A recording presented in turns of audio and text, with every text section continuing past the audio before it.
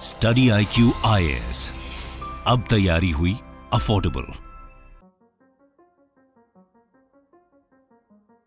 दोस्तों, इंडिया में 400 से ज्यादा रिवर्स मौजूद हैं जो साथ मिलकर 8 मेजर इंडियन रिवर सिस्टम्स का निर्माण करती है, जहां एक और इन रिवर्स का हमारे आम सामाजिक चक्र को चलाए रखने में महत्वपूर्ण योगदान रहता है, तो वहीं दूसरी ओर धार्मिक दृष्टिकोण से भी इन नदियों का महत्व कम नहीं आंका जा सकता।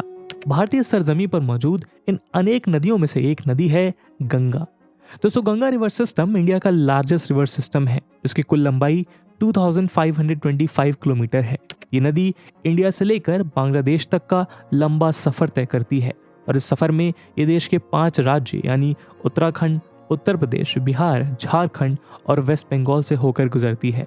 दोस्तों, आज के हमारे इस वीडियो डिस्कशन में हम गंगा रिवर की लॉन्ग जर्नी को डिटेल में जानेंगे, जहां इस वीडियो के माध्यम से हम देखेंगे कि गंगा कहां से ओरिजिनेट होती है, किन मेजर रिवर से मिलकर गंगा का निर्माण होता है, आखिर ये पंच प्रयाग क्या है, गंगा किन किन रास्तों से होकर गुजरती है और अलग अलग जगहों पर इस पवित्र नदी को किन किन नामों से जाना जाता है।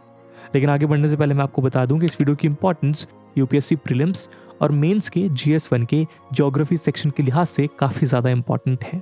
इसके बारे में हम वीडियो के अंत में और भी बात करेंगे, पर फिलहाल के लिए अपने डिस्कशन को हम आगे बढ़ाते हैं।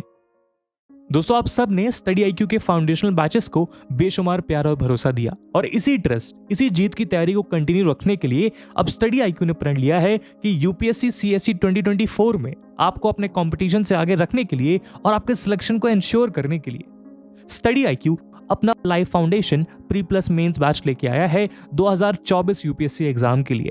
इन बैचेस में दोस्तों आपकी तैयारी के हर एक डायमेंशन को एक्सटेंसिवली कवर किया जाएगा और इसके लिए आपको मिलेगा 1000+ आवर्स का लाइव कंटेंट, जिसमें NCERT से लेके रेफरेंस बुक, प्रीलिम्स के लिए प्रैक्टिस क्वेश्चंस, मेंस के answer writing practice, weekly revision test, hand written notes और आपकी प्रिपरेशन में हर कदम आपके साथ चलने के लिए 1-to-1 मेंटोरशिप। और दोस्तों, ये सब कुछ आपको मिलेगा 18,999 के सुपर डिस्काउंटेड प्राइस पे अगर आप AG live coupon code use करते हैं।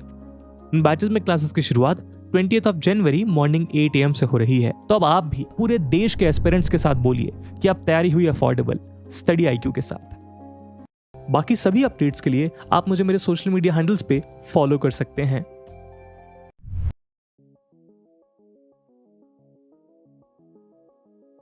दोस्तों, उत्तराखंड में गंगोत्री और खाटलिंग ग्लेशियर बेस से 19 किलोमीटर दूर बसा है गौमुख नाम का स्थान, जहां से गंगा की पहली मेन अपस्ट्रीम यानी भागीरथी रिवर ओरिजिनेट होती है।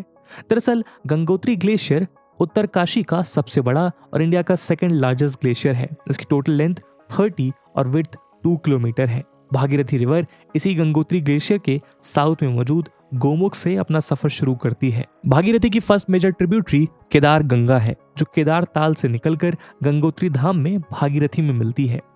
आगे बढ़ने पर भागीरथी में आकर मिलने वाली ट्रिब्यूटरी है जानवी रिवर। इसे जात गंगा भी कहा जाता है। जात गंगा उत्तरकाशी में लोकेटेड तेचनोरा मल्ला से ओरिजिनेट होती है और ये भैरव घाटी नाम की जगह पर आकर भागीरथी में विलीन हो जाती है। उसके बाद झाला नाम की जगह पर सिया गंगा भागीरथी में आकर मिलती है। फिर डोडी ताल से निकलने वाली असी गंगा गंगोरी नाम की जगह पर भागीरथी रिवर में मर्ज हो जाती है। यहाँ से भागीरथी रिवर की विड्थ बढ़ने लगती है, क्योंकि टिहरी डैम इसी पर बना हुआ है और टिहरी डैम रिजर्व में मौजूद पानी इसकी चौड़ाई को बढ़ा देता है।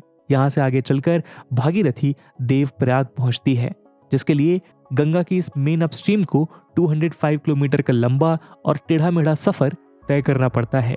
दोस्तों, गंगा की दूसरी मेन अपस्ट्रीम का नाम है अलकनंदा। वैसे तो अलकनंदा की शुरुआत सतोपंत ग्लेशियर से होती है, लेकिन अपने शुरुआती सफर में ये नदी छोटे से रूप में पहाड़ों को चीरते हुए आगे बढ़ती है। अलकनंदा को बड़े और विशाल रूप प्रदान करने का काम 2 अलग अलग नदियों के द्वारा किया जाता है। इन दोनों नदियों का नाम है धौली गंगा और विष्णु गंगा। धौली गंगा का सफर नीति पास से, तो वहीं विष्णु गंगा का उद्गम बद्रीनाथ से होता है।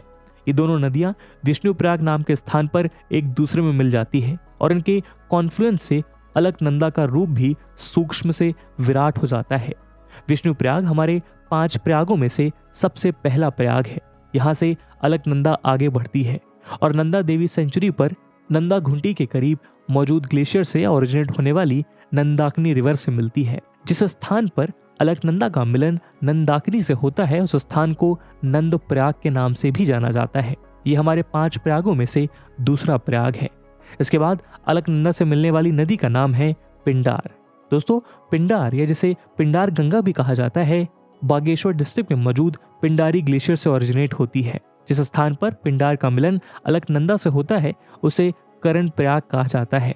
करण प्रयाग हमारा तीसरा प्रयाग है। इससे आगे चोराबाड़ी ग्लेशियर से मंदाकिनी रिवर निकलती है। ये रिवर रुद्रप्रयाग में आकर अलकनंदा से मिलती है, जो गंगा रिवर सिस्टम पर बनने वाला चौथा प्रयाग है।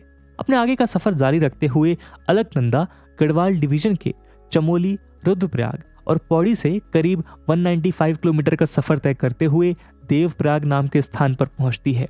देवप्रयाग वह स्थान है जहां अलकनंदा और भागीरथी का मिलन होता है और इन दोनों नदियों के संगम से जिस नदी धारा की उत्पत्ति होती है उसे ही गंगा नाम से जाना जाता है। वहीं गंगा नाम की उत्पत्ति वाला ये देवप्रयाग 5 प्रयागों में से सबसे अंतिम प्रयाग है। दोस्तों, दरअसल प्रयाग का literal meaning Confluence place of reverse होता है, यानी ऐसा स्थान जहां 2 या 2 से ज्यादा नदियां आपस में मिल रही हों। विष्णुप्रयाग, नंदप्रयाग, कर्णप्रयाग, रुद्रप्रयाग और देवप्रयाग इस इलाके में मौजूद वो 5 प्रयाग हैं जिनका हिंदू धर्म में काफी महत्व है।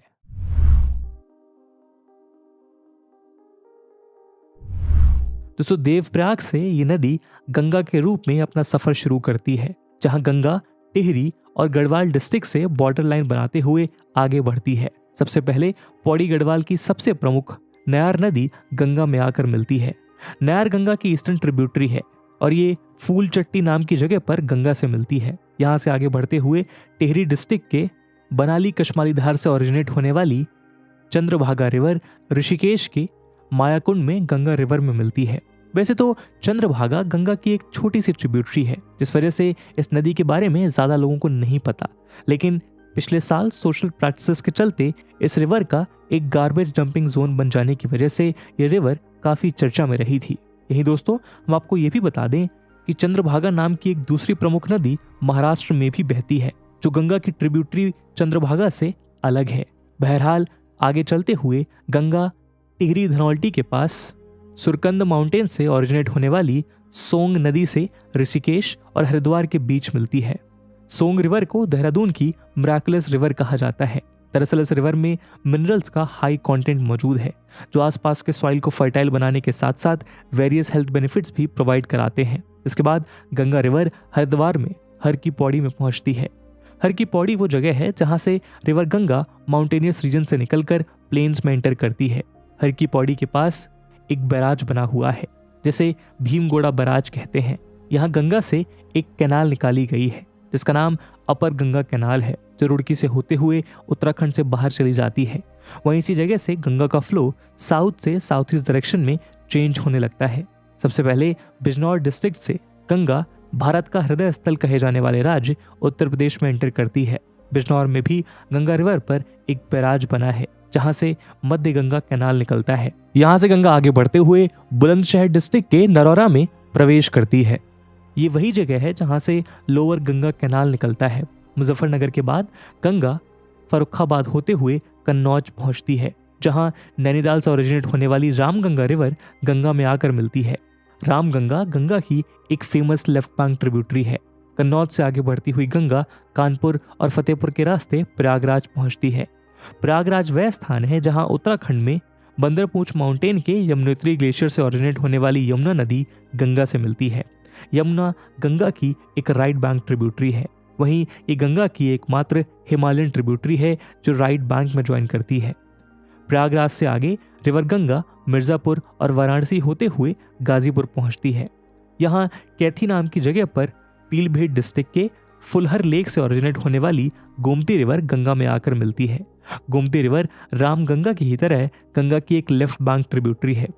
गाजीपुर से आगे बलिया होते हुए गंगा बिहार में एंटर कर जाती है। इस तरह रिवर गंगा उत्तर प्रदेश के 28 डिस्ट्रिक्ट से गुजरती है, जिसमें मुजफ्फरनगर, मेरठ, अलीगढ़, कानपुर, रायबरेली, प्रयागराज, मिर्जापुर, वाराणसी और गाजीपुर कुछ प्रमुख डिस्ट्रिक्ट्स हैं।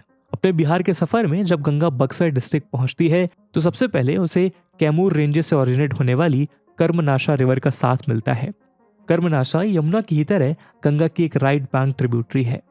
बक्सर से आगे गंगा भोजपुर होते हुए सारण डिस्ट्रिक्ट पहुंचती है, जहां तिब्बतन प्लेटू के मापचा शुंगो ग्लेशियर से ओरिजिनेट होने वाली घाघरा रिवर गंगा रिवर में आकर विलीन हो जाती है। घाघरा गंगा की लेफ्ट बैंक ट्रिब्यूटरी है। यहाँ से आगे गंगा बिहार के कैपिटल पटना में प्रवेश करती है, जहां झारखंड के पलामू डिस्ट्रिक्ट से ओरिजिनेट होने वाली पुनपुन रिवर गंगा में आकर मिलती है, जो कि गंगा की राइट बैंक ट्रिब्यूटरी है। वहीं पटना में ही छत्तीसगढ़ और मध्य प्रदेश के बॉर्डर पर सिचुएटेड अमरकंटक हिल से ओरिजिनेट होकर आने वाली सोन रिवर भी गंगा में ज्वाइन होती है। सोन भी पुनपुन की ही तरह गंगा की राइट बैंक ट्रिब्यूटरी है। बिहार में गंगा रिवर की मैक्सिमम लेंथ पटना डिस्ट्रिक्ट में ही है।